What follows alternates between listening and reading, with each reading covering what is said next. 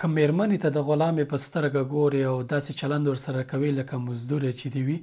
که یو کارمند لرې او د هغه له توانه پورته پرې کار کوې، که چېرته ناروغ درته پروت دی، ته ډاکټر یې او د خپلې حجرې دپاره د هغه ژوند تباه کوې یا په هغه باندې دومره بوج راولي چې وس یې نه رسېږي، که چېرته شاګرد دی وي امتحان ترې اخلي او دومره یې پذابوي چې د هغه وس پرې نه وي، پوه شه چې سبا د الهي محکمې پر وړاندې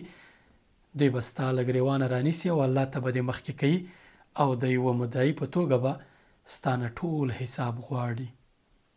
ابي الدرداء رضی الله عنه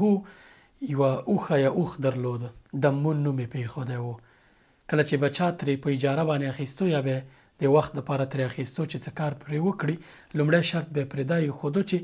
د طاقت یا وس نه پورته بار به پرې نه باروئ. کله چې دی وفات کېدو نو اوښې ته په خطاب کې وویل چې یا دمون د الله پر وړاندې مې شکایت ونه کړي، سبا د الله پر وړاندې مې دښمن جوړ نه شي چې الهي محکمه کې به زه ستا ځواب نشم درکولی، ځکه ما په تا باندې له حده زیات بار نه دی بار کړی. نو بیا انسان په اړه دې څه نظر دی چې کله صحابه له حیواناتو سره دغه تعامل درلود، زه او ته باید له ځانه پوښتنه وکړو چې له انسانانو سره چې موږ د دوی د چارو هغه واګې په لاس کې لرو او که له دوی سره دغسې چلند کوو چې سبا د الله پر وړاندې دوی زموږ په مقابل کې درېږي او الله ته زموږ شکایت کوي، بیا به مو څه وضعیت وي؟ له هر چا سره په نرمۍ، په مهربانۍ او په لطف او په انسانیت او په ډېر ترحم باندې چلند کوه،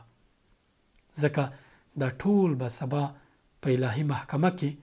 ستا پر وړاندې مدعیانې او له تا نه به خپل حق غواړي، هغه چې تا په دوی